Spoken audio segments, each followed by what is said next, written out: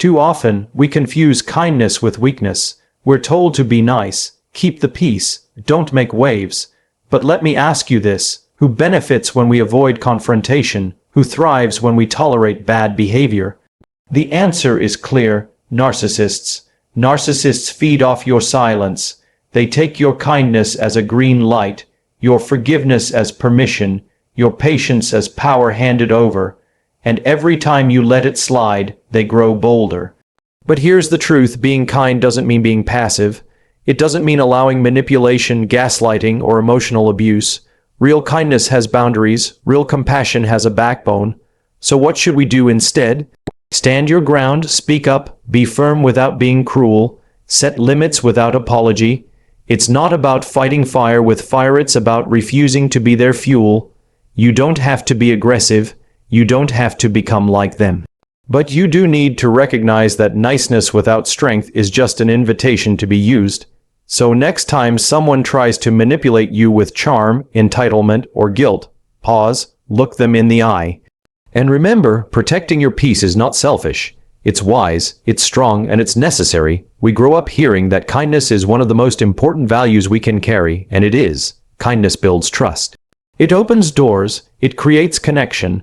But somewhere along the way, we started believing that kindness means saying yes, even when we mean no. That it means staying quiet to keep the peace, even when we're being disrespected. That it means giving second, third, fourth chances, even when someone keeps hurting us. That's not kindness. That's fear wrapped in politeness. See, when you're kind without boundaries, it's no longer about being a good person. It becomes about avoiding discomfort. And guess who loves that version of kindness the most? Narcissists. Narcissists don't see kindness the way healthy people do. When a narcissist sees you forgive them easily, or sees you hesitate to call out bad behavior, they don't think, wow, what a compassionate soul. They think, I can get away with this. They don't feel grateful, they feel powerful. Every time you back down to keep things pleasant, you train them, you reinforce their belief that they're untouchable. That they can take and take and take, and you'll still be there, smiling, nodding, excusing it. They learn that your kindness comes with no cost, no consequence, and no spine. Now, let me be clear. Kindness is not the problem. The problem is when kindness has no limits, when it becomes a cover for fear, when we use it as a shield to avoid conflict or hard conversations. Because in that space, kindness gets twisted. It's no longer a gift, it becomes currency. We use it hoping we'll be treated better, hoping we'll earn their respect. But narcissists don't trade in respect, they trade in power. I've seen this play out in workplaces, in families, in relationships. Someone keeps crossing the line, they manipulate, they gaslight, they make others feel small, and the people around them just keep saying, maybe they're just having a bad day. Or that's just how they are. Or I don't want to stir up drama. But here's the uncomfortable truth. When you tolerate someone's destructive behavior, you're not just being kind. You're being complicit. You're not avoiding the problem, you're feeding it. We don't like to hear that. It's easier to think that if we're nice enough, patient enough, understanding enough, eventually they'll change. Eventually they'll wake up and realize how good we've been to them. But narcissists don't wake up. Not unless they lose control. Not unless someone stops playing their game. So the challenge becomes this: can you be kind and firm? Can you offer grace but also draw the line? Can you choose empathy without sacrificing your self-respect? Kindness with boundaries is powerful. It says, I care about people, but I also care about myself. It says, I'm willing to help you, but not at the cost of my own peace. It says, I'm not here to please you. I'm here to stand in truth.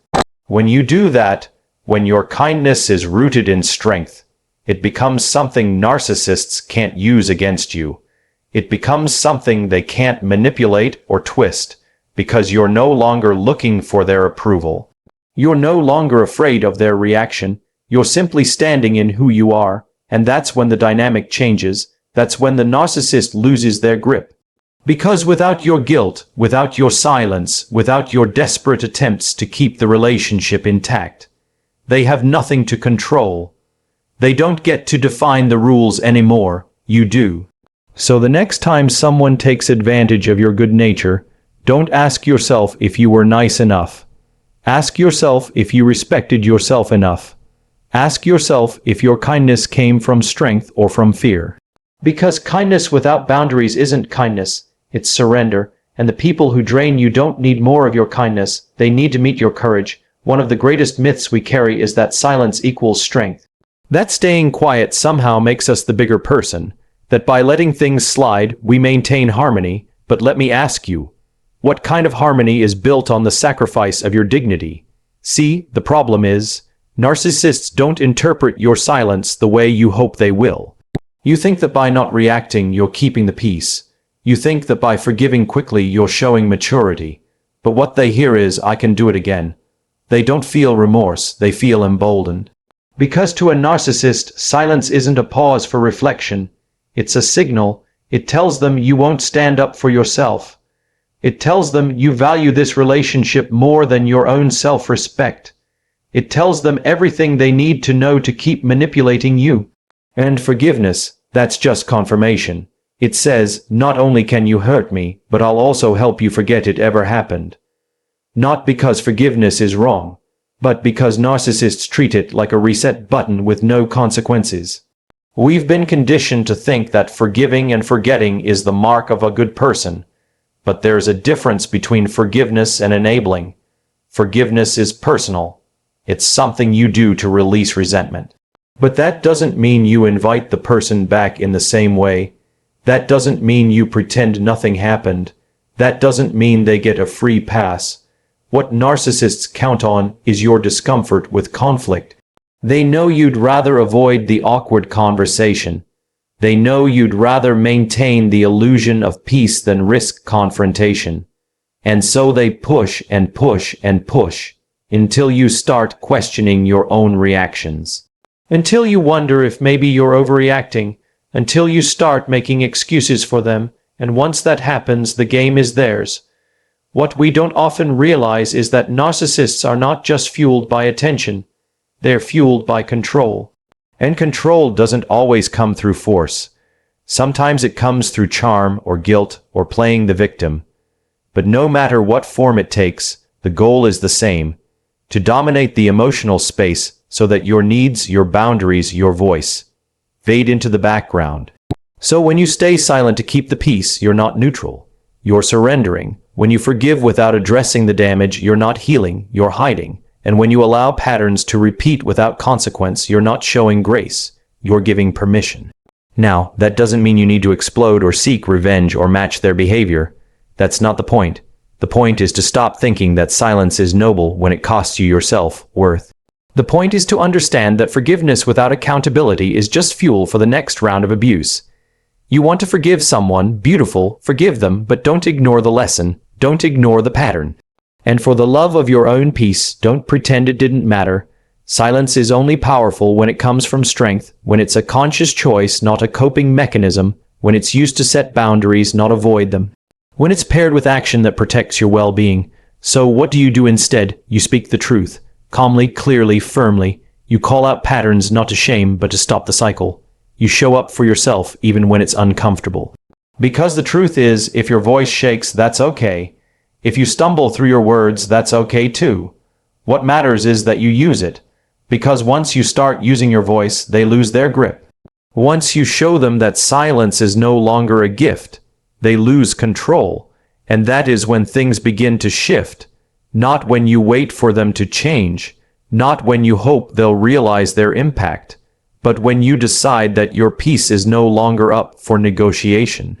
Because narcissists don't change when you give more. They change when you stop giving them the space to keep taking. We've all heard it. Just be nice. It's one of the earliest lessons we're taught. On the surface, it sounds like good advice: treat others with respect. Be kind, be agreeable, don't make trouble. And there's nothing wrong with that until we start believing that niceness is the same as goodness. That it's the same as strength. It's not. Niceness, in many cases, is simply how we're trained to behave to avoid conflict. It's a mask we wear to be accepted.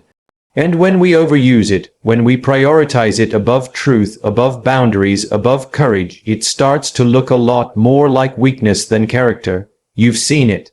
That moment when someone says something inappropriate or crosses the line and the response is just a nervous smile and a polite nod. That moment when someone takes advantage of a situation and everyone stays quiet to avoid rocking the boat. That's not strength, that's fear. It's self-betrayal dressed up as civility, but we're taught to value that. We're taught that the nice person is the one who keeps things smooth. The one who never challenges, never confronts, never disagrees too loudly. And yet, the people who cause the most damage, the manipulators, the narcissists, the bullies, rely on exactly that kind of niceness to keep doing what they do. They don't fear nice people. They count on them. They count on you choosing politeness over honesty. They count on you swallowing your discomfort so they don't have to feel theirs. They count on you being more concerned with their feelings than your own needs. And every time you do that, every time you choose to be agreeable instead of authentic, they grow stronger. You're not helping. You're handing over your power. Now let's be clear. Being kind, being respectful, being empathetic, those are not weaknesses. They're powerful, but only when they are rooted in truth. Only when they're supported by boundaries. Being nice without a spine is like giving someone the keys to your house and hoping they don't steal anything. The real strength is in kindness that holds its shape, kindness that doesn't bend into submission. It's when you can look someone in the eye and say, I care about you, but I won't allow this behavior. It's when you can walk away from dysfunction, not because you're angry, but because you value your peace. That's not weakness. That's courage. It's much harder to speak up than it is to stay silent. It's harder to say no than it is to go along with the crowd. And it's 1,000 times harder to stand alone than to smile and pretend everything's fine. But that's what real strength looks like. It's not loud, it's not aggressive, it's not showy. It's quiet, firm, and unwavering.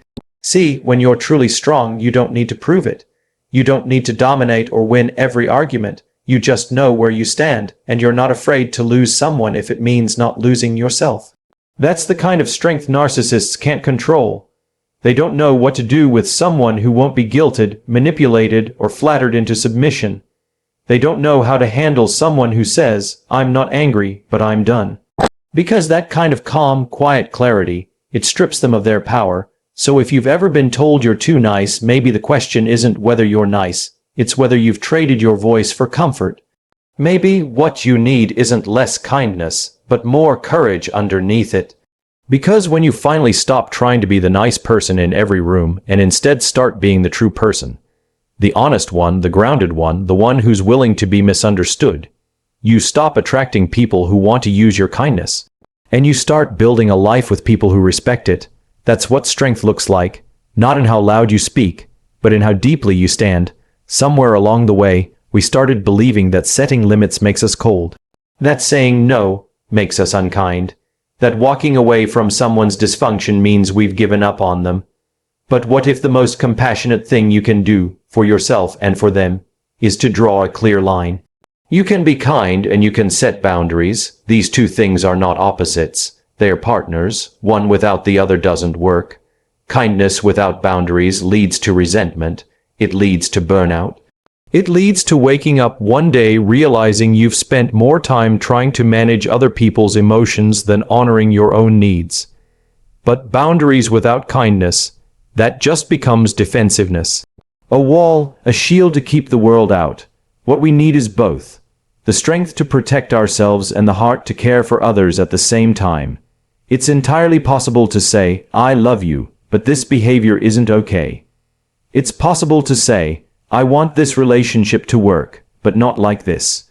You don't need to yell. You don't need to threaten. You don't need to prove you're right. You simply need to know what is not acceptable and hold to it with calm, respectful clarity. And here's the part that's uncomfortable. People who benefit from your lack of boundaries will not celebrate you when you start enforcing them. In fact, they might call you selfish.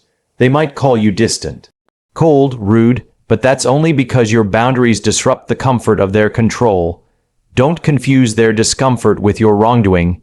Narcissists, in particular, are masters at making boundaries seem like betrayal. You say, "This conversation is not respectful, I'm stepping away." And suddenly you're the bad guy. You say, "I won't tolerate being spoken to like that." And now you're too sensitive. But here's what they don't want you to realize. The moment you enforce a boundary without guilt, they lose a piece of their power, because boundaries create structure. They create safety, not just for you, but for everyone around you.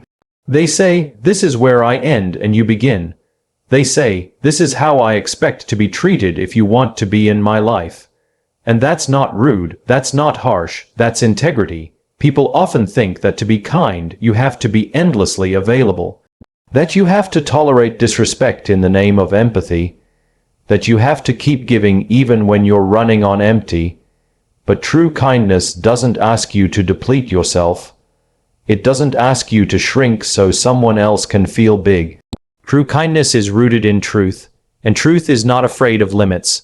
So when someone tries to cross your line, whether it's through manipulation, blame, guilt, or charm, you don't need to attack. You don't need to defend. You just need to stand still and say, "That doesn't work for me." That one sentence, delivered with calm certainty, can be more powerful than 1,000 arguments. Boundaries don't push people away. They reveal who's willing to meet you with respect. And the people who truly care about you, the ones who are emotionally mature, the ones who are not in it to take, they'll actually feel safer with your boundaries in place, because boundaries communicate clarity. And clarity builds trust. Think about the relationships in your life where you feel the most peace. Chances are, those are the ones where you know exactly where you stand. You don't feel the need to constantly protect yourself or decode the other person's behavior. That's not by accident. That's the product of mutual respect, of boundaries held firmly but gently. So the next time you find yourself hesitating to speak up, worried you might come across as unkind, pause and ask yourself this: am I protecting their feelings at the cost of my well-being? Am I confusing peacekeeping with people pleasing? Because there's nothing unkind about protecting your emotional space. There's nothing cruel about asking for respect. In fact, it's one of the kindest things you can do for you and for them. We tend to think of strength in terms of what we can endure, how much we can carry, how much pain we can take before we break. But that's not strength, that's survival, and there's a difference. Real strength, true inner strength, is not measured by how much chaos you can tolerate. It's measured by how fiercely you protect your peace in the face of it. We've glamorized toughness. We celebrate the people who never complain, who always show up, who take the hit and keep smiling.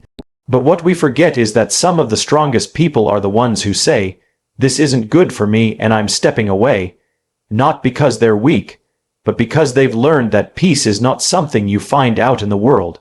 It's something you fight to protect from within.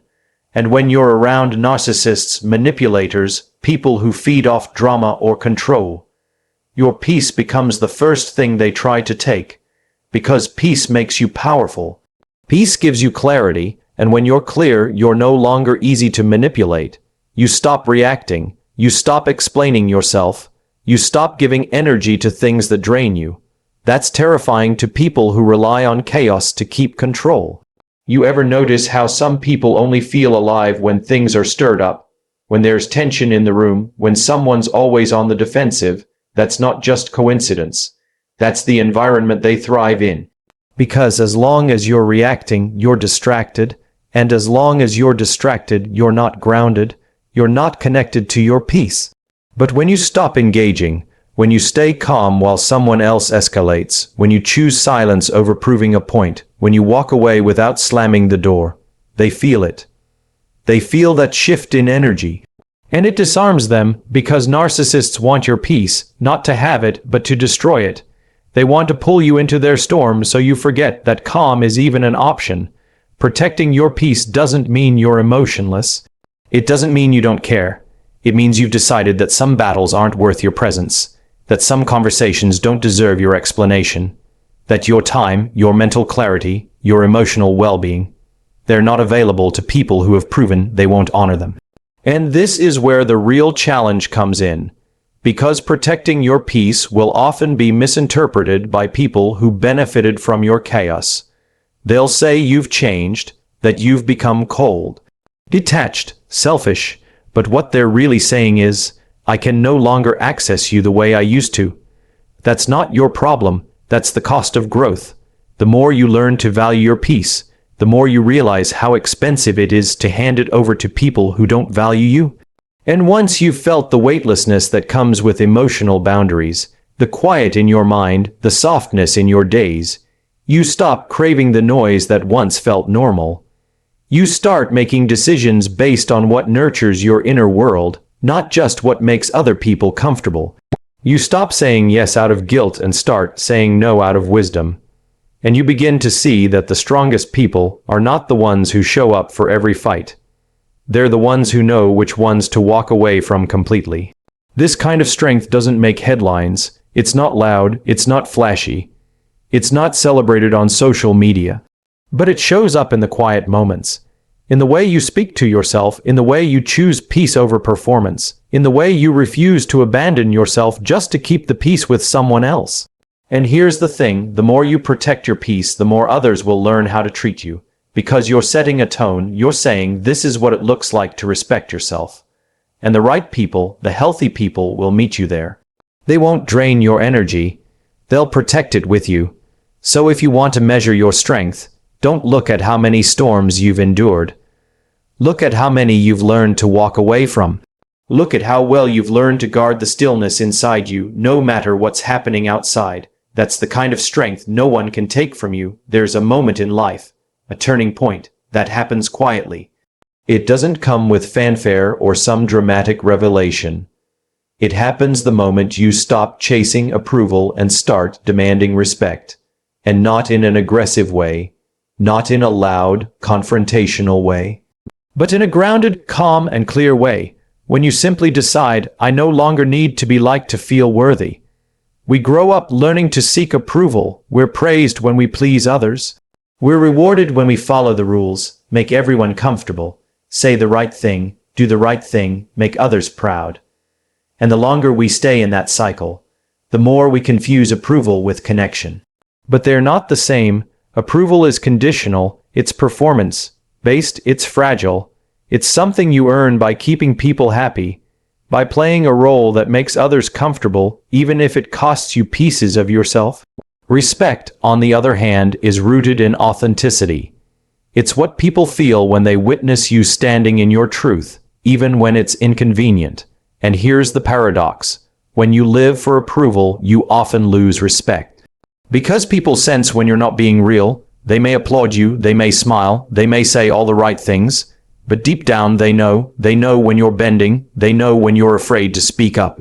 And unfortunately, so do the narcissists, those types, they prey on approval seekers, because someone who fears disapproval is someone who can be controlled. If they sense you need their validation, they will use it like currency. Give a little when they want something. Withhold it when they want to punish you. And if you let them, you'll spend your life walking on eggshells, hoping to be seen, hoping to be chosen, hoping not to upset them. That's not connection, that's captivity. But the moment you decide that your self-worth doesn't live in someone else's opinion, everything changes. You stop chasing. You stop proving. You stop apologizing for having needs, for drawing lines, for being human. You start standing taller, speaking softer, and walking away from people who only show up when you're pleasing them. Choosing respect over approval means letting go of the need to be understood by everyone. And that's hard, because sometimes the people you want approval from the most, the ones you've tried so hard to please, will be the ones most resistant to your boundaries, not because you're wrong, but because your growth reminds them of everything they haven't faced in themselves. But that's not your burden to carry. When you choose respect, you begin to live with intention. You begin to ask, what kind of relationships do I want to build? Not the ones that are simply fun or convenient or flattering, but the ones that are grounded in mutual value, where people can disagree and still be close, where honesty doesn't cost the relationship, where love isn't contingent on your ability to keep the peace. And the truth is, the people who really matter, the people who are healthy, grounded, emotionally mature, they're not going to love you because you always agree. They're going to love you because you're real. They're going to respect you for your boundaries, not resent you for them. But none of that happens until you stop prioritizing approval, until you realize that it's okay if someone thinks you're too much, or not enough, or difficult, or distant, because their opinion does not define your truth.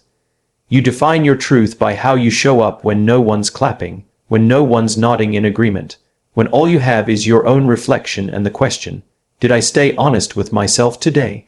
That's where your power lies. So if you're constantly worried about what people think, pause and ask yourself, what's the cost of that approval, and more importantly, is it worth it? Because when you finally choose respect over approval, you stop being a puppet. You stop being a performer, you become free, and the people who thrive on controlling others, they can't touch someone who's no longer afraid to disappoint them. Because when your goal is respect, not applause, you don't need permission to live in your truth.